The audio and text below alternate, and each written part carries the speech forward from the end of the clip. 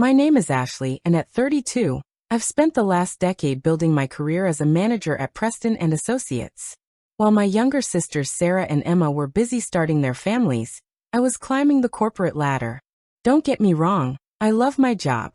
But sometimes, I wonder if I missed out on something along the way. No husband. No kids. Just me in my corner office with a view of the city. It was a regular Tuesday morning when my phone rang. Sarah's name flashed across the screen, and I answered while sorting through a stack of reports on my desk. Hey Ash. Sarah's voice chirped through the speaker. At 26, my youngest sister had always been the bubbly one. Got a minute? Sure, what's up? I shuffled some papers aside, half listening as I reviewed quarterly numbers. So you know Mom's turning 60 in 2 months, right? She paused for effect. Well, we're planning something special, and we need everyone to chip in. That got my attention. Okay, how much are we talking about? When Sarah named the figure, I nearly choked on my coffee. It was more than I'd spent on my last vacation, which, come to think of it, was 3 years ago. I know it's a lot, Sarah rushed to add. But it's for Mom, you know? No, it's fine, I said, already pulling up my banking app. I'll transfer it right now. Great. Oh, and one more thing. Make sure you take a week off work for the celebration. Don't plan anything else for that time, okay? The next few weeks flew by in a blur of meetings and deadlines. I'd occasionally wonder what my sisters were planning with all that money, but whenever I asked, they'd brush me off with vague responses. Eventually, work took over, and Mom's birthday slipped to the back of my mind. Then came the Saturday dinner. We all gathered at our parents' house. Mom and Dad, my sisters, Aunt Susan and her kids, my cousins Michael and Rachel. The familiar chaos of family dinner surrounded us. Dad telling his same old jokes. Mom fussing over everyone's plates. The usual stuff. That's when Sarah dropped her bomb. So, she said, pushing her peas around her plate with calculated casualness, we finally got everything arranged for Mom's birthday. We're all going to spend a week at Mountain Pine Resort. The table erupted in excited chatter. Mom was beaming. Dad was already talking about hitting the slopes. My sisters were discussing which ski runs they wanted to try. Why didn't anyone tell me earlier? I asked, feeling a bit left out. I don't even have a ski suit, and there's barely any time to get one now. The table got quiet. Too quiet. Mom cleared her throat, and I felt my stomach drop before she even opened her mouth. Actually, honey, she said with that tone she used when she was about to ask for a favor she knew I couldn't refuse. We were hoping you could do us all a huge favor, and watch the kids while we're there. I stared at my family gathered around the dinner table, waiting for someone to laugh, to say it was all a joke. But the silence stretched on, broken only by the soft clink of silverware against plates. You want me to watch the kids? I finally managed to say. All 5 of them? My mind started counting them off automatically. Emma's toddler Jason. Sarah's baby girl Lucy. Cousin Michael's twins, Tom and Anna. And Rachel's son Pete. 5 kids under the age of 7. Well, you're so good with them, Mom said, as if that explained everything. They love their Aunt Ashley. I looked around the table again, still hoping to see a hint of humor in someone's eyes. There was none. Just expectant faces, waiting for my usual yes. But that's not fair, I heard myself say, my voice sounding strange to my own ears. I want to celebrate with everyone too. It's Mom's birthday. Emma, my 28-year-old sister, put down her fork with a sigh. Come on, Ashley. You'll be bored there anyway. It's going to be noisy and crowded. Bored? I repeated. How would you know if I'd be bored? Well, she continued, exchanging glances with Sarah, you're great with the kids. They adore you. And let's be honest, it's not like you need a break from family life. I felt my chest tighten. What's that supposed to mean?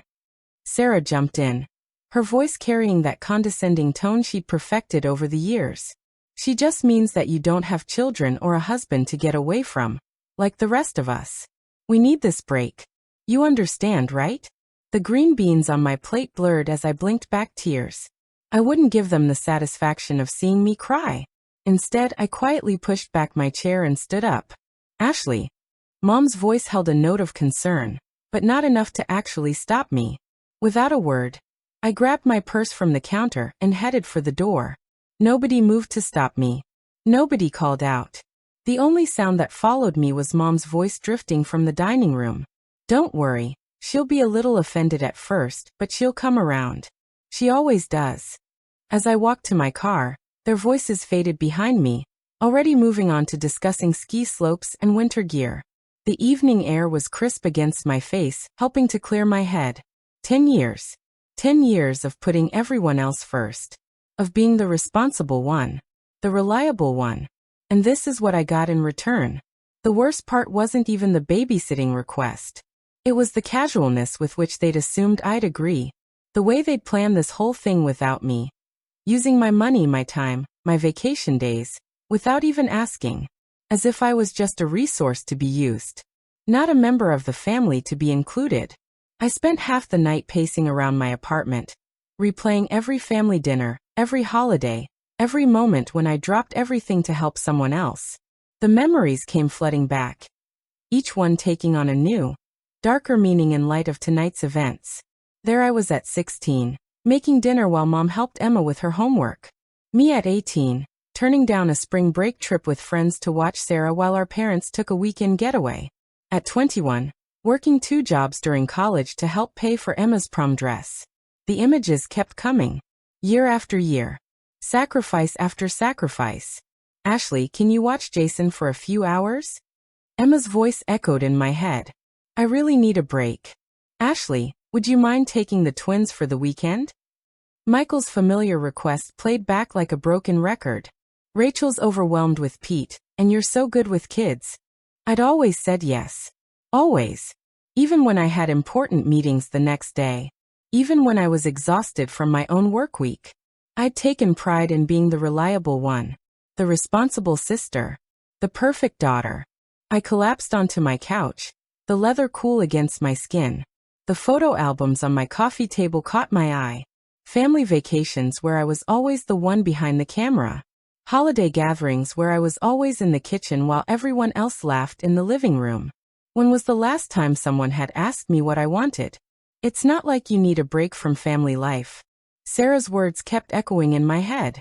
As if my life, my career, my choices were somehow less valid because I wasn't married with children. As if all my sacrifices meant nothing because they didn't fit their definition of what mattered. Sleep didn't come easily that night. I tossed and turned, remembering how I'd worked through college on a scholarship, determined not to burden my parents financially. How I'd started my career immediately after graduation, helping to put both my sisters through school. All those late nights at the office, sending chunks of my salary home to help with family expenses. By morning, I'd made up my mind. I wasn't a confrontational person. Never had been. There had to be a way to resolve this peacefully. To make them understand without causing a family rift. So I did what I'd always done when there was a problem. I tried to fix it. I waited until a reasonable hour on Sunday morning before picking up my phone. Mom answered on the 3rd ring. Hi, Mom, I said, keeping my voice steady. I've been thinking about the resort trip. Actually, I have a solution. I'll pay for a professional babysitter for all 5 kids. That way, everyone can enjoy the celebration together. The silence on the other end of the line stretched for a moment too long. That won't work, Ashley, Mom finally said, her voice tight. We can't trust some stranger with the children. They're used to you. Mom, I want to be part of the celebration too. I tried to explain. I want to be there for your birthday. I could find a really good babysitter. Someone with excellent references. You know you're not exactly a social butterfly, she cut me off, her voice sharp. You'd probably be uncomfortable with all the noise and activity anyway. The children will keep you busy, and you enjoy spending time with them. It's perfect for everyone. The click of the call ending echoed in my ear before I could respond. I sat there, phone still pressed to my ear, as my mother's words sank in. She hadn't even bothered to say goodbye. I was still staring at my phone, processing my mother's abrupt hang-up, when it buzzed again. Sarah's name flashed across the screen. How dare you, she hissed, before I could even say hello. Mom just told me about your little suggestion. About hiring a babysitter. Are you trying to ruin everything? I sat up straighter. my sister's hostile tone catching me off guard. Ruin everything? I'm trying to find a solution that works for everyone. We already have a solution, Sarah's voice rose. Everything's planned, Ashley. Everything. And now you're being completely selfish, trying to change all our arrangements at the last minute. The accusation hit me like a slap. I'm being selfish? Yes, you are. We've been planning this for weeks. Everyone's excited. The resort is booked. The activities are scheduled. And now you want to throw a wrench in everything because you can't just do this one thing for the family. My hand started shaking. One thing? Are you serious? You know what? If you ruin this trip for everyone, if you spoil Mom's birthday celebration, don't bother talking to me again. I mean it, Ashley. The line went dead. I sat there, stunned by my baby sister's threat. Then my phone buzzed with incoming messages, this time from Emma. Family needs to stick together. Her first text read. We all help each other out. Another message popped up. Remember when I watered your flowers last year while you were at that conference? And another. You're good with the kids, they love you. Why can't you just forget about being resentful and think about what's best for the family? My fingers flew across the keyboard as I replied. A real family doesn't take advantage of each other. A real family respects each other's wishes and includes everyone in their plans. A real family doesn't manipulate and guilt-trip each other. I watched the 3 dots appear and disappear several times. But no response came. That's when it hit me, the way they'd asked for money, without explaining what it was. For the careful way they told me to take time off work, without mentioning the resort. The casual way they'd announced their plans at dinner, as if everything was already set in stone. They'd planned this all along, while I was working late nights, while I was babysitting their kids, while I was being the perfect daughter and sister. They were secretly arranging this trip. They'd used my money, arranged my schedule, and planned to dump 5 children on me without so much as a conversation.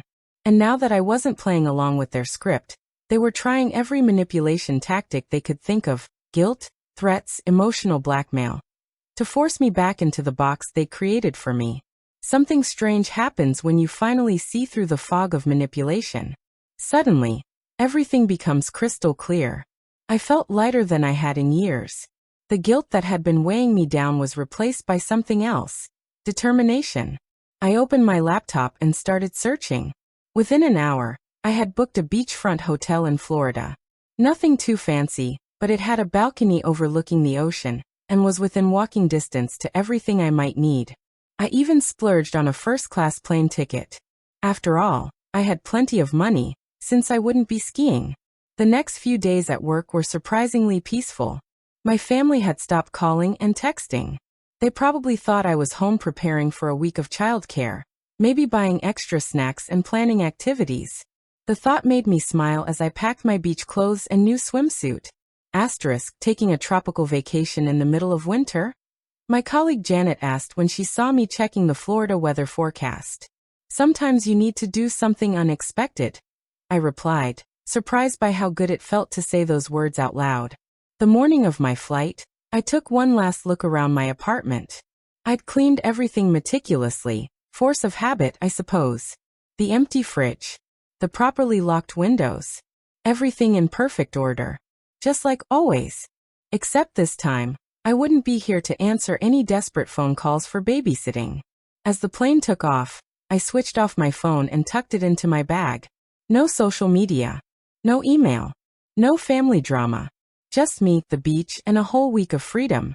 The Florida air hit me like a warm embrace when I stepped out of the airport. Palm trees swayed in the breeze, and I could smell the salt from the ocean even from here. My hotel room was even better than the pictures. The balcony offered a perfect view of the endless blue horizon, and I could hear the waves crashing against the shore. That first afternoon, I walked barefoot on the beach, letting the warm sand squeeze between my toes. When was the last time I'd done something like this? When was the last time I'd done anything just for me?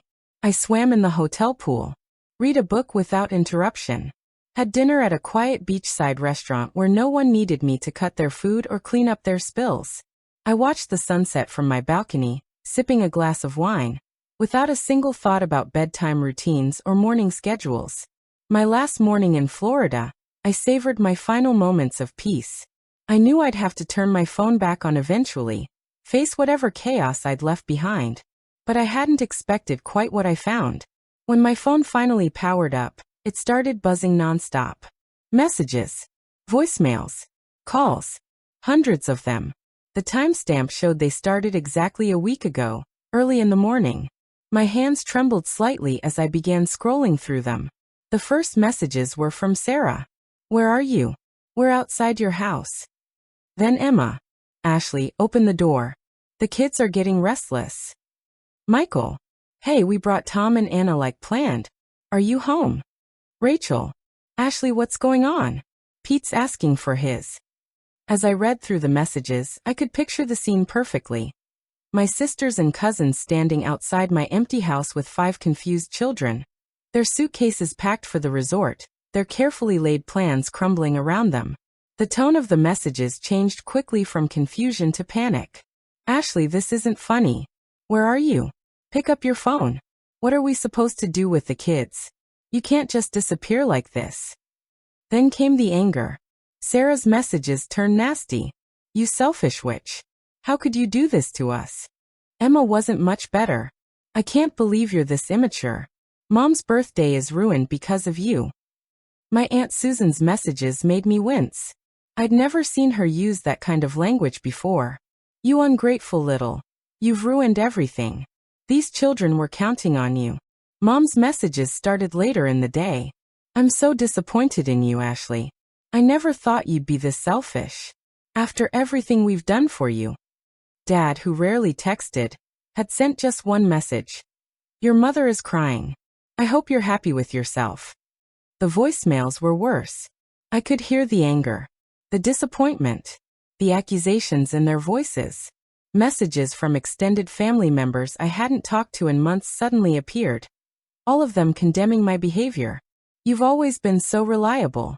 How could you do this to your own family? Those poor children.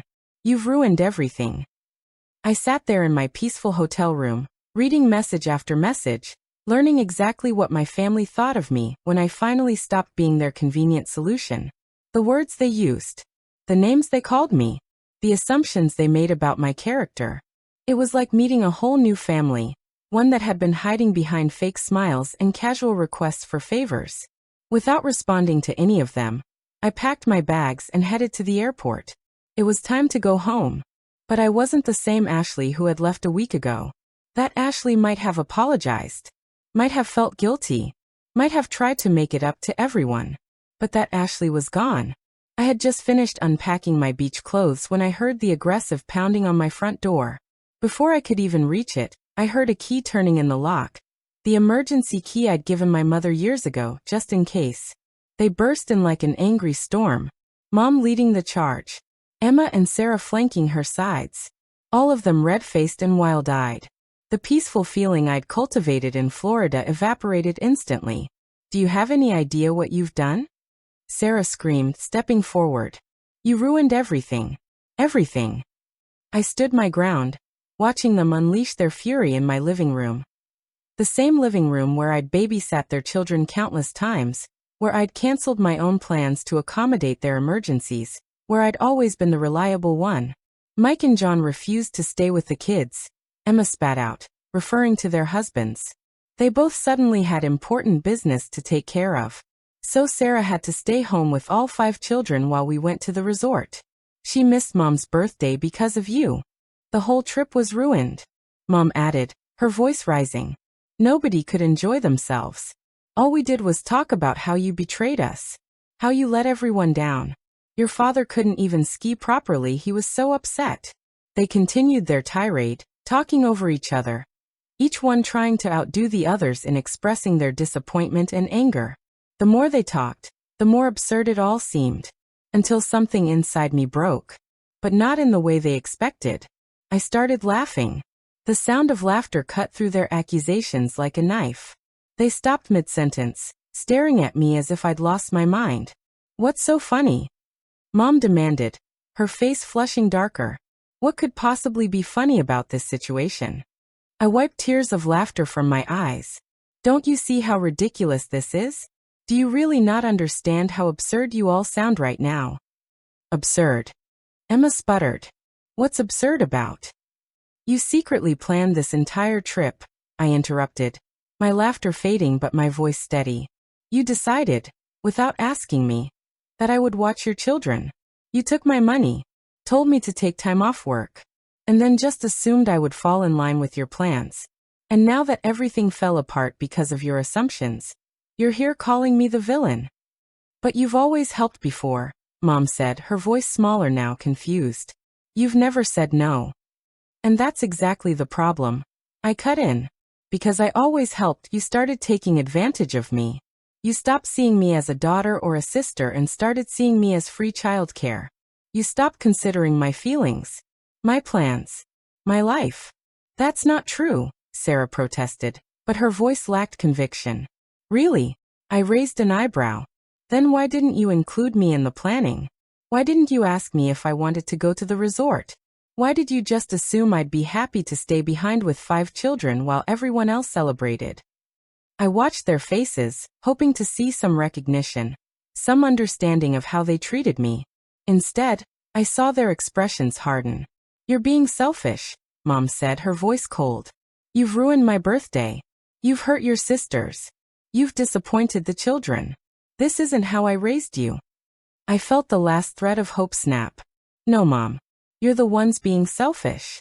This whole situation is your fault, not mine. Mom drew herself up to her full height, her face like stone. If that's how you feel, then perhaps I don't have a daughter named Ashley anymore. If that's what you want, Mom, I said quietly, then so be it. It's been 6 weeks since that final confrontation in my living room. 6 weeks of silence, broken only by the occasional notification when one of my family members makes another thinly veiled post on social media. Asterisk, some people only think about themselves, Mom wrote last week, followed by a dozen sympathetic comments from relatives and family friends who only know her version of the story. Family should always come first, Sarah posted yesterday with a photo of her daughter. So blessed to have people in my life who understand what that really means. Emma's latest was a long paragraph about toxic people who destroy family bonds with their selfishness. She didn't tag me, of course, but everyone knew who she was talking about. A few months ago, these posts would have devastated me. I would have spent hours crafting responses in my head, losing sleep over their words, wondering if maybe they were right. But now I just scroll past them, sometimes with a small smile at how predictable they've become. I've changed my routine. Instead of spending my weekends on standby for emergency babysitting calls, I've joined a local book club. The first meeting felt strange, sitting in a coffee shop on a Saturday morning, knowing my phone wouldn't ring with a desperate plea from one of my sisters. Last week, I booked another vacation, a trip to Europe in the spring. I didn't have to check with anyone's schedule or make sure it wouldn't conflict with someone else's needs. I just saw a good deal and took it. Sometimes, in quiet moments, I think about my nieces and nephews. I miss them, but not the way they were used as weapons against me. I hope that someday, when they're older, they'll understand. Maybe they'll even recognize the same patterns in their own lives and choose differently. I still have the emergency key Mom used that last day. I should probably mail it back. But something stops me each time I think about it. Maybe part of me hopes that one day they'll understand. That they'll see how their actions and expectations were unfair. How they took advantage of my love for them. That they'll realize family doesn't mean sacrificing yourself to meet everyone else's needs. But I'm not waiting for that day anymore. I'm not putting my life on hold, hoping for their approval or understanding. For the first time in my life, I'm putting myself first. And it feels right. Yesterday, I deleted the family group chat from my phone. I didn't make an announcement about it or try to explain myself. I just quietly removed myself from one more obligation, one more source of stress. Some might call this selfishness. My family certainly does. But I've learned that there's a difference between being selfish and having self-respect. Sometimes, the healthiest thing you can do is step away from people who can't see your worth beyond what you can do for them.